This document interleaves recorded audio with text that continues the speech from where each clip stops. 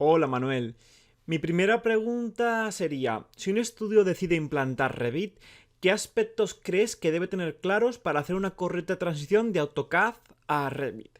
Y luego también me gustaría saber qué documentos debe suministrar para que se pueda hacer una correcta transición. Hola Rafa, muchas gracias por la oportunidad de la entrevista. Para pasar de AutoCAD a Revit, si hablamos de software de Autodesk, básicamente lo primero que deben entender es el cambio de metodología. Entonces, tienen que tener muy claro que van a pasar de una plantilla de 2D, por así decirlo, con líneas, colores, grosores, a una plantilla de elementos tridimensionales en los que ya no vamos a dibujar, sino que vamos a modelar una pequeña maqueta digital que luego van a replicar en obra. Por lo tanto, los aspectos más a tener en cuenta, sobre todo, es tener claro el proceso de evolucionar el proyecto. Ya no vamos a partir de elementos lineales o de sombreados, sino que vamos a empezar a hablar de materiales, vamos a empezar a hablar de muros completos, o suelos, escaleras, en definitiva cualquier elemento que pueda intervenir en una obra. Principalmente, ¿qué documentos? Habitualmente van a ser las plantillas que ya tuvieran para dibujar en CAD, líneas, grosores, estilos, patrones de impresión, un poquito todo eso. Pero esto no es solamente todo lo necesario. Mejor dicho, esto no es nada menos que el comienzo. Luego necesitarán suministrar toda una serie de documentación y generar, más que suministrar, generar una serie de documentación que va a ir asociada a todos los proyectos y que terminará ensamblando esa plantilla de modelo como decía antes. ¿Y qué es lo que más le cuesta a una empresa a la hora de asimilar el nuevo flujo de trabajo? Como me has comentado, pues puede ser la estructura de carpetas, de documentos, de procesos, o quizá la mentalidad de que antes trabajábamos con capas y colores y ahora son grosores, categorías, y también vemos en la pantalla lo que realmente vamos a producir en los planos.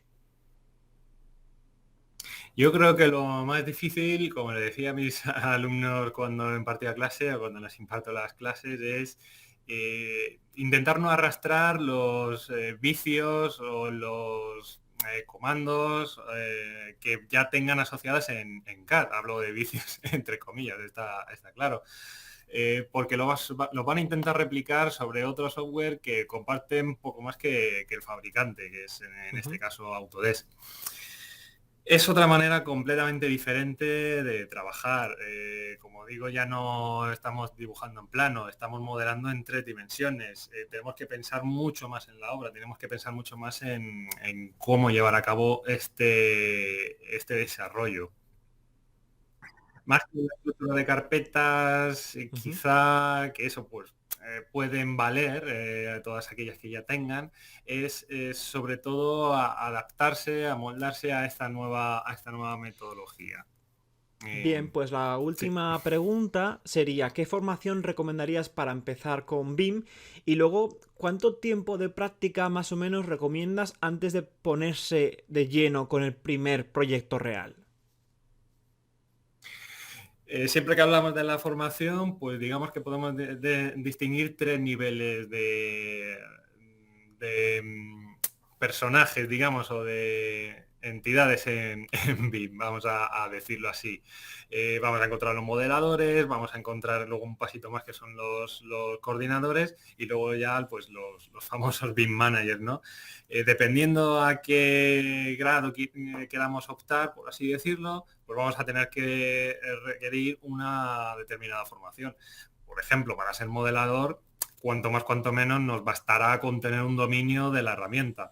Si queremos ser ya coordinadores, pues aparte de la propia herramienta, necesitaremos tener otro control que quizá es más obra, por aquello de entender los proyectos, pero también un grado más en cuanto a coordinación de equipos o desarrollo del proyecto para que sea fluido.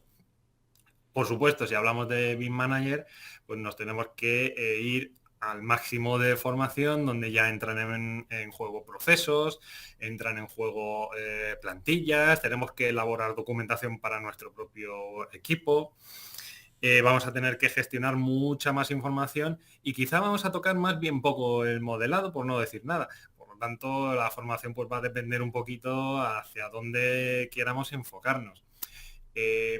Yo creo que, por supuesto, todo empieza por la formación con el programa, con la herramienta. Hay que conocer la herramienta perfectamente. Dependiendo de cuánto tiempo de formación tengamos, vamos a decir, no sé, 100 horas, 200, que tanto se puede encontrar en el mercado hoy día, en cuanto a máster y formaciones. Siempre recomendaría al menos el doble o incluso el triple de trabajo uno mismo con proyectos. Primero una casita, luego otra más grande, luego un pequeño edificio y así sucesivamente. Porque realmente cuando uno se pelea con la herramienta sin tener el profesor al otro lado de la pantalla, como aquel que dice, es cuando realmente va a resolver los problemas, ¿no? Cuando realmente va a aprender. Yo recomendaría no menos de 100 horas para una formación en la que podamos aprender, por ejemplo, Revit en modelado de arquitectura, no menos, y no menos de 100 a 200 horas, aunque pueda parecer mucho, pero no menos de esas horas para elaborar proyectos uno mismo en casa o donde uno quiera, que es donde realmente se asientan los conocimientos y donde realmente uno aprende con el programa. Muchas gracias, Manuel. Gracias a ti, Rafa.